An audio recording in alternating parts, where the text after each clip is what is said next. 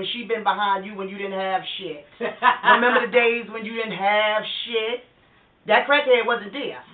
It was that same woman that you go home to that ain't doing them tricks no more. Guess what? That's still your backbone. Amen. We deserve better than that. We are black, and black people behave better than this. There's no reason for us to have to throw our good men out after 10 or 15 years because of one prostitute on the street.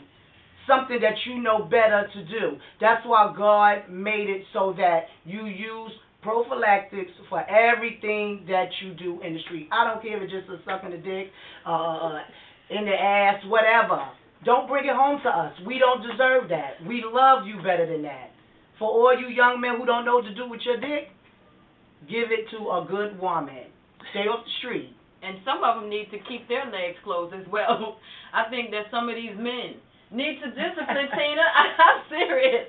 I think what happens is some of us, we don't get discipline from the beginning, and we don't get discipline in our flesh. And so therefore, whenever our flesh come up, and men or women, and whenever our flesh come up, we just go right in without, thinking or doing. And men, when they can't get whatever at home, they begin to go out, because you're talking about the crackhead woman. Yeah. And have you ever? And those are the most dangerous women. Don't get me wrong. When people are people, and I'm not here to say what someone can and cannot do with their life. I'm not a God. I'm one of God's children also. Amen. But when you know you're dealing with somebody that's in the streets every day, all day, you know there's a risk, a HIV risk, a hepatitis risk, there's AIDS risk, there's all kind of risks that your young men are taking upon yourself and distributing to your families for no reason. And there's no need for that. We must straighten up as a unit, to be a family, to keep our family together. We can do better for ourselves. Amen. Well said, Tina. I mean, I couldn't have said that better myself, really. And I think we as women, when I talk about keeping your legs closed, I'm not only talking about the single women who need to take their time and screen, a man. I'm also speaking to the married woman, a woman who is shacking up, that maybe you need to wait a minute or two, especially when you see your man's behavior changing. Yes. I think a woman needs to say, hold up, we need to begin to use a condom. Yes. And also, your husband, it wouldn't hurt him to get tested for HIV either from time to time. And there's no problem with asking before the relationship. How do you feel about sex?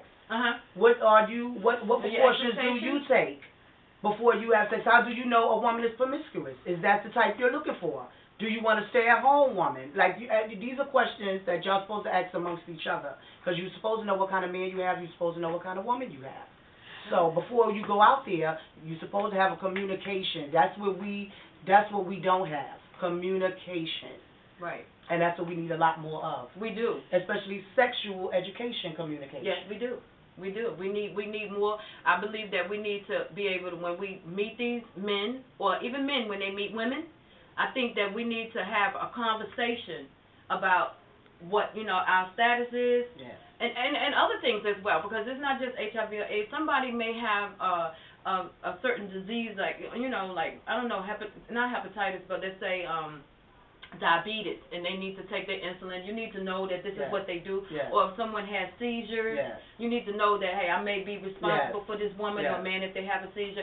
And I don't think that if they're ill in any way that a man or woman should jump out and cheat on their partner because of the illness. And, you have to, I think that these things need to be taken into consideration that, from the beginning, and especially the paperwork of it. And that we need to, because, Tina, I'm telling you, there are men that have intercourse with women, even knowing that they have, HIV or AIDS. Yes, and that's not fair to us.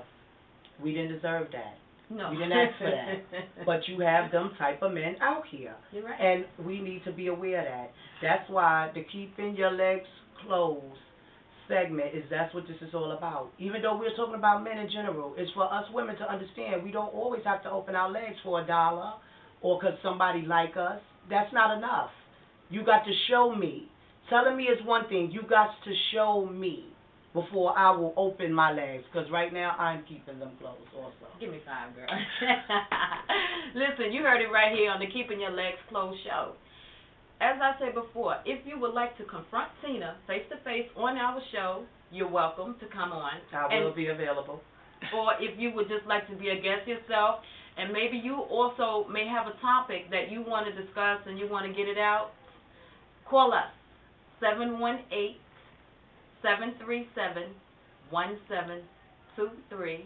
Thank you for watching our show, and stay tuned for our next episode. I know you will be calling.